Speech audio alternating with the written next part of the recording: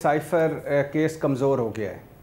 मैं हमेशा से शुरू से ही मेरा पॉइंट ऑफ व्यू था कि ये मुकदमा बड़ा संगीन है, बड़ा सख्त होगा इमरान खान के लिए, पुरसरात होगा इमरान खान के लिए और शाह महमूद कुरैशी के लिए जो मुआवन मुल्ज़म है कि एक तो ये ऑफिशियल सीक्रेट एक्ट 1923 के तहत है, दूसरा संगीन दफ़ात वाला केस है, तीसरा मुल्की सलामती मुल्की मफाद का मामला है, चौथा प्रिंसिपल सेक्रेटरी आज़म खान गवाह हैं और 27 गवाह और हैं। तो लिहाजा ये बहुत संगीन मामला है होगा और बहुत संगीन केस होगा।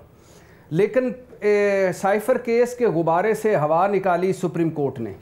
सुप्रीम कोर्ट क्या कह रही है? 2-3 रुकनी बेंच सुप्रीम कोर्ट का क्या कह रहा है? कह रहा है कि साइफ़र केस की तफ्तीश ही ठीक नहीं हुई, यानी ज़मानत दी और उसके बाद फैसले में क्या लिखा जा रहा है कि सुप्रीम कोर्ट कह रही है कि साइफ़र केस की तफ्तीश ही ठीक नहीं हुई। साइफ़र केस मफरूज़ों पर बनाया गया है।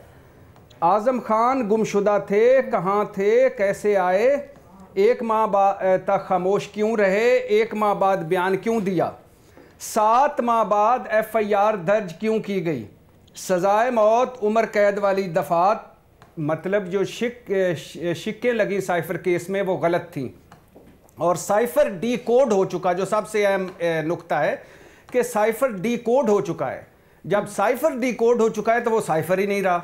जब वो साइफ़र ही नहीं रहा तो फिर साइफ़र पर आप सज़ा कैसे दे रहे हैं और किस मुल्क को फ़ायदा पहुंचा या किस मुल्क को नुकसान पहुंचा है, सुप्रीम कोर्ट कह रही है। और फिर उसके बाद कौमी सलामती कमेटी का इजलास किस पर था, वफाकी काबीना का इजलास किस पे था, बनी गाला का इजलास किस पे था, और अगर गुम गया था तो ये कौमी सलामती में क्यों नहीं बताया गया और ये वफाकी काबीना में क्यों नहीं बताया गया, और अगर ये मामला कोई था ही नहीं तो फिर अमरीकी सफ़ीर को बुलाकर क्यों डिमार्च किया गया, क्यों वफाकी काबीना का इजलास बुलाया गया, क्यों कौमी सलामती कमेटी का कौंसिल का इजलास बुलाया गया। और उसके बाद फिर जो दूसरा मैडम शेख जो दूसरा इसके साइफ़र केस को जो इसमें पड़ा रोला पड़ा जो साइफ़र केस का, वो आज़म खान का बयान था।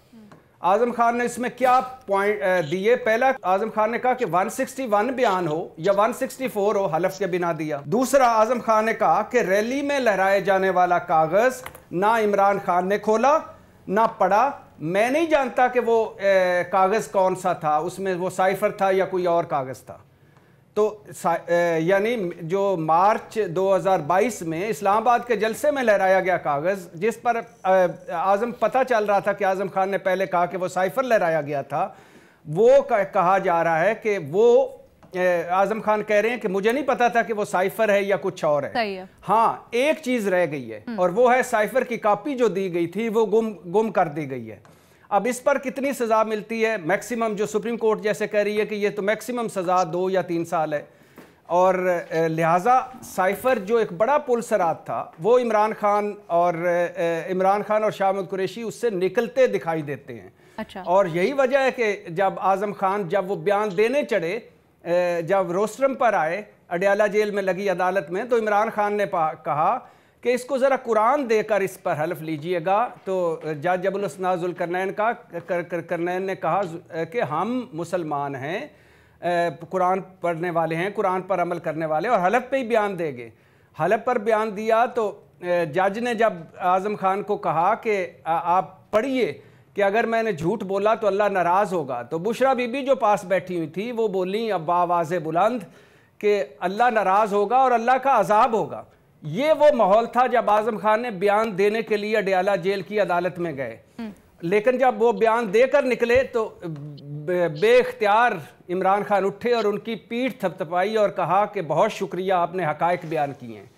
तो जब अगर इमरान खान खुश हो रहा है अडयाला जेल में आज़म खान के बयान पर, और अगर सुप्रीम कोर्ट कह रही है कि ये केस की तफ्तीश ठीक नहीं हुई, केस मफरूज़ों पर बनाया गया है और केस में जो दफ़ात लगाई गई हैं वो ठीक नहीं है, तो फिर मेरा ख्याल है कि ये बहुत संगीन केस था।